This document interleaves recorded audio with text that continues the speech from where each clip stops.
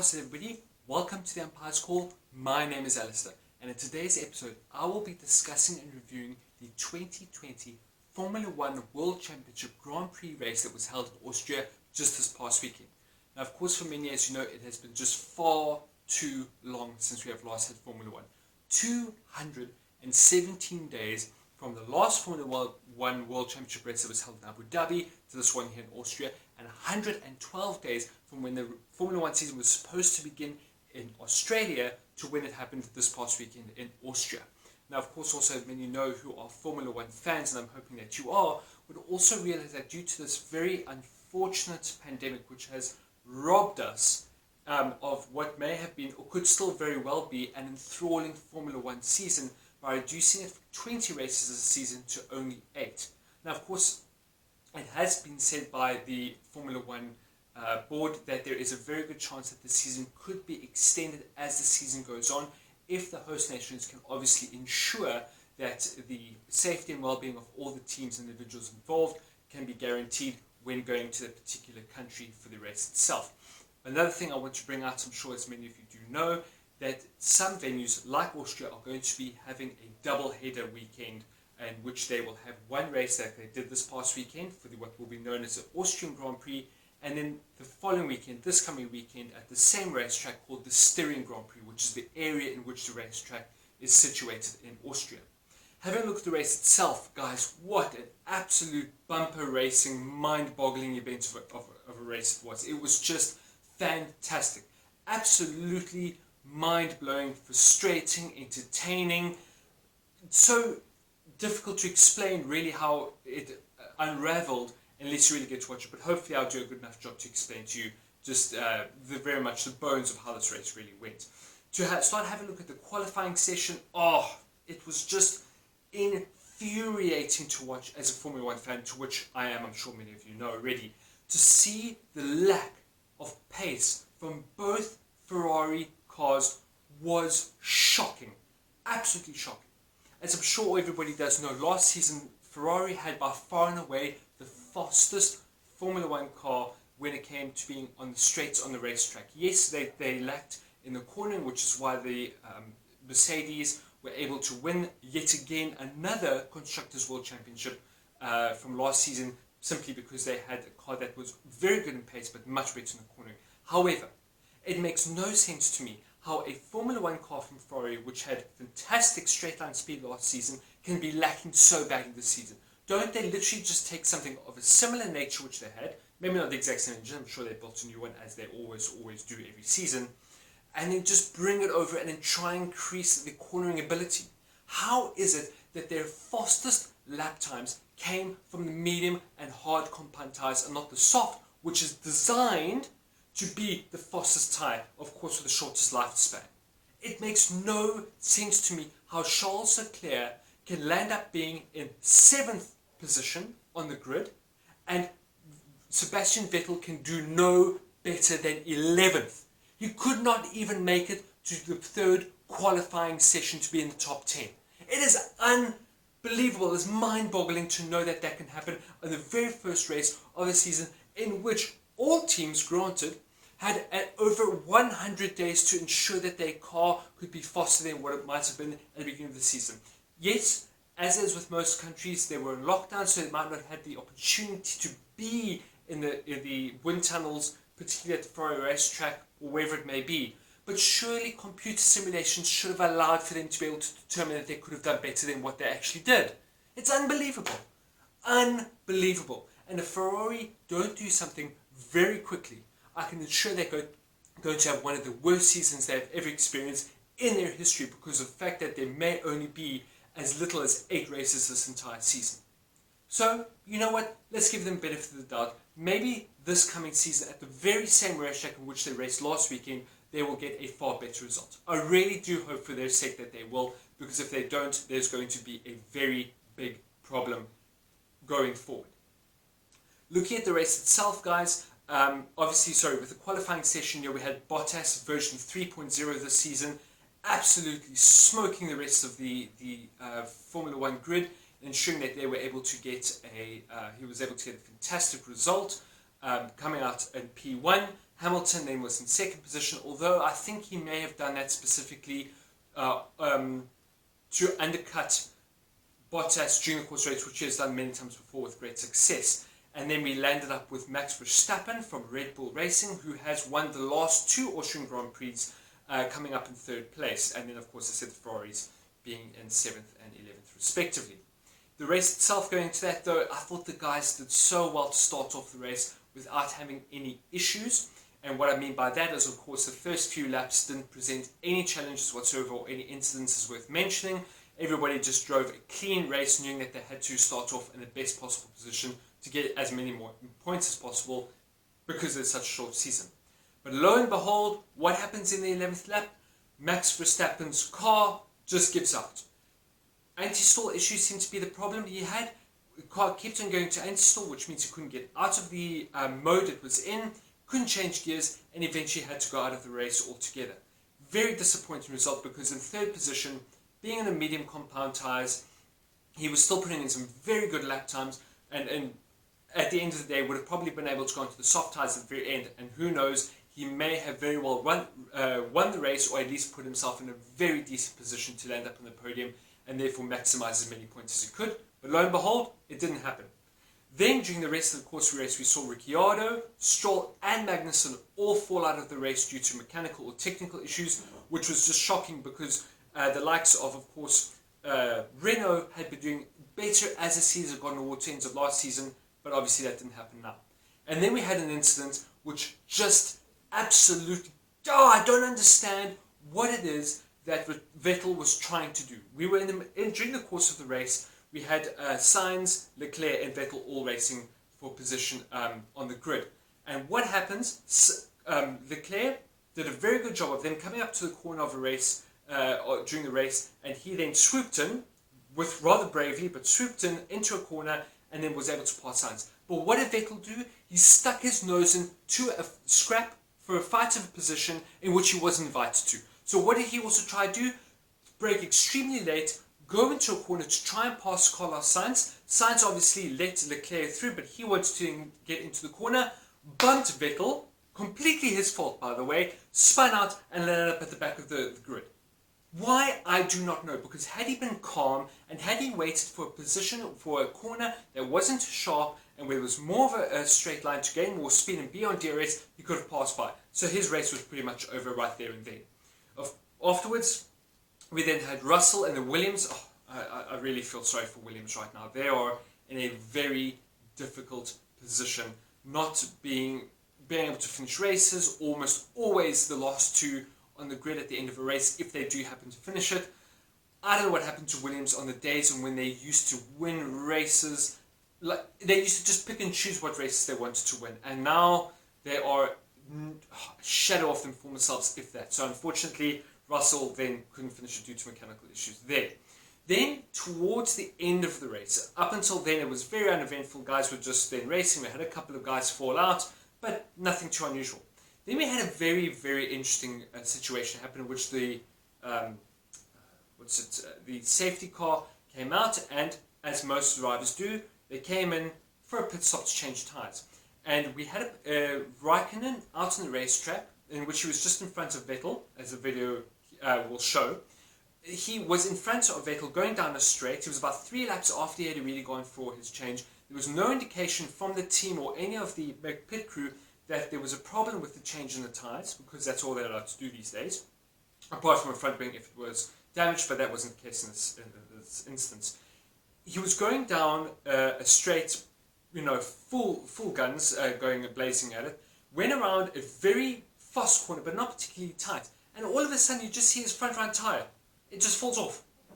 It just literally fell off. The wheel nut somehow unscrewed itself, which is, I didn't know was even possible, and then the wheel just fell off. So his tyre went one way, he went another, and that was it. He was out of the race. He didn't crash necessarily, he just veered off because he had no control of this car whatsoever, and the tyre just fell off. But fortunately Vettel was just behind him, got a face full of some sparks, but was able to pass him and didn't incur any damage or loss of time there. But a very weird incident.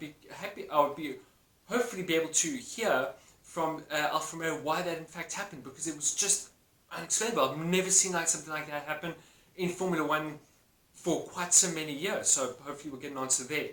Then there was an incident. So just after that happened, or I think it was just before then, sorry, I might be correct in saying, both Mercedes cars were obviously at the front, posting some wonderful lap times with, Bottas at the front and Hamilton very closely chasing Bottas to obviously take the lead. And then they were both told that they actually were no longer allowed to race on the curbs during the rest of the race, because what it seemed to be is that there was a gearbox sensor that was obviously attached in the gearbox, which helps change gears and give telemetry during the course of the race, seemed to be jolted quite heavily as the drivers were riding very hard on the curbs, obviously trying to get the very best lap times they could and win the race.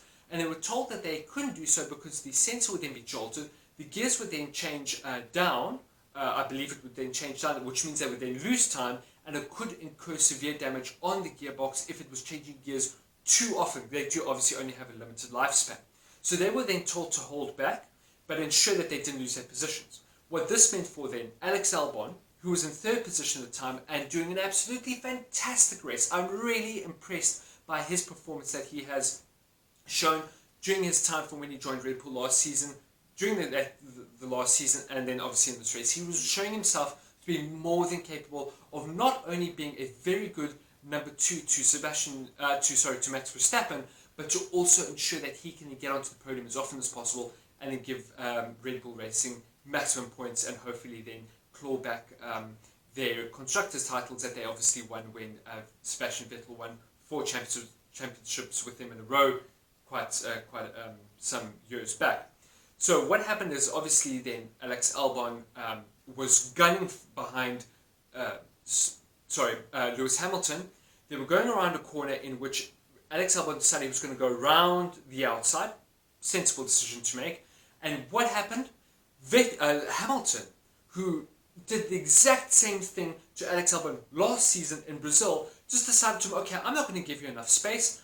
I'm going to then gently push you out, clipped Alex Albon's his right rear tyre, and what happened? He then spun off into the gravel trap, not just to a section of the runoff area, which is tarmac like the rest of the track, which happened similarly to Charles Leclerc last year when he was with in a tussle for first place with Max Verstappen. But fortunately, he didn't know tyres were clipped and he didn't spin off. But anyway, going back to the situation, he then spun off, which means that he was put only at the very back of the grid and actually didn't finish race at the end of the day. And all that happened to Lewis Hamilton, who's got a 5-second penalty. That is it. I'm sorry. I think that for that action, he should have gotten a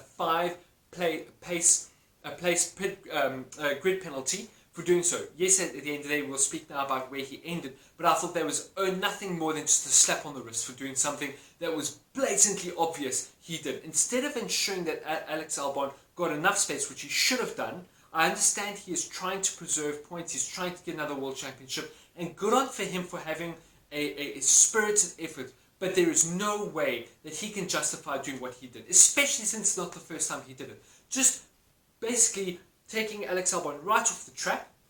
Alex Albon then had to ensure that he would stay on track because it was a gravel section for the runoff, clipped his back wheel, and then he spun. I'm sorry, I just think that was absolutely pathetic effort from Lewis Hamilton, and he can say as much as he wants, it was unjustified, unprofessional, and I think that the FIA just gave the stewards at that race, the FIA just gave him nothing more than a slap on the wrist. Yes, he did lose points at the end of the day, but it should have been far more than what he actually got at the end of the day. I felt that was just absolutely uncalled for.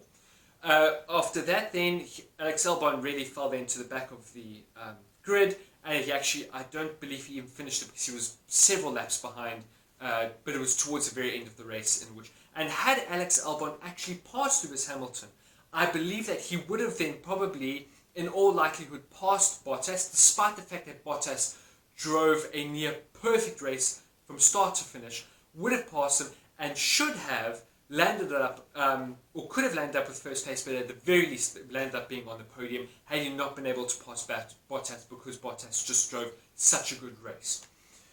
Then, of course, we had, which for me was the driver of the day, Lando Norris, had a very, very cheeky maneuver in which he was able to pass Perez into fourth place towards the very end of the race, in which he did a very dangerous, but very lucky for him, maneuver in which he passed Perez in a very tight corner. Actually, it was a bit of tussling, a bit of bumping. I know that one blamed the other at the end of the day, but it was a very brave and very good move from Lando Norris to then be in a 4th position. And because that by that time Lewis Hamilton had been informed that he had a 5-second penalty that he was going to be receiving at the end of the race, Lando Norris knew that he had to be within 5 seconds of Lewis Hamilton to ensure that he would then move up to 1 position in the race, giving him then 3rd place. So obviously he did it, and he drove an absolutely fantastic race, to which we're getting to a moment. And then we also had an almost unexplained incident. Again, I would like to be able to hear, hopefully, from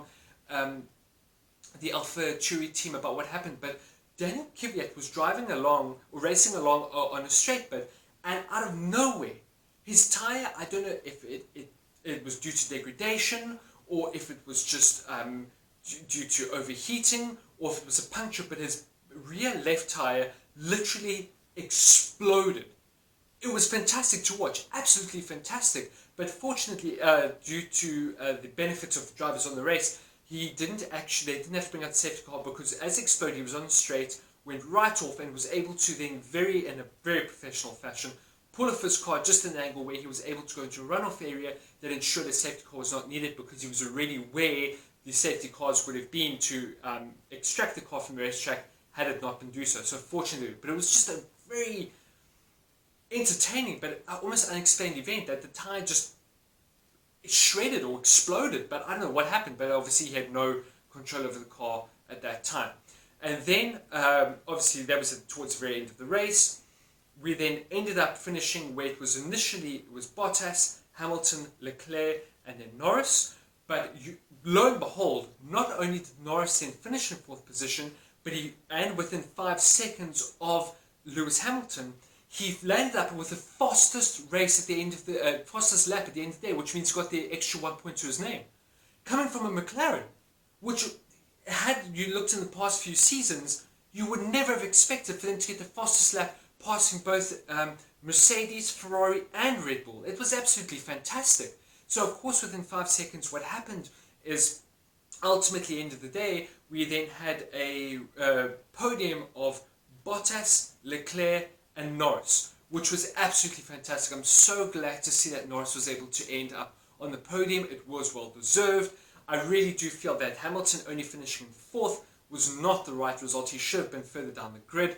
But, you know, it's in the past. We have to accept what has happened, and let's just hope that the very same race, or the same venue that will be happening this weekend, will give a better result than there, and a more fair result. So if something like this were to happen, a harsher penalty will be given to the driver, respective of who they are and for what team they drive for, will then get the correct punishment for an incident of that nature. So at the end of the day, as I said, we landed with Bottas, Leclerc, and Norris, and I believe that Norris was driver of the day, because not only did he finish within 5 seconds, he got the fast lap at the end of the day, he was able to pass Perez at the very end to ensure he got that position, had a very good tussle with his teammate who will be going to Ferrari next season, Carlos Sainz. And I mean, to have as many as 9 cars not finish the race, it's just unexplainable. But it was a very, very good race, and I'm really glad to see where it has gone. I do hope that for the sake of the Ferraris, they'll be able to end it off sooner. So my result at the end of the day is a not out on this race. It was very good. It was very entertaining. And then to top everything off, today it was confirmed that Fernando Alonso is going to come back to Formula 1 with his old alma mater in Renault. I mean, really? After everything that happened with him being a Ferrari and then going to McLaren, and then McLaren not being able to perform at all when he was there, he most probably is just seething with the fact now that he's seeing a McLaren with whom he was such a big part of the recent years to now be performing when he's there. And then to come back next season, by far one of the most talented drivers we have seen probably in the last 20 years. And him coming back is going to make 2021 a mind-bogglingly good season. It really is.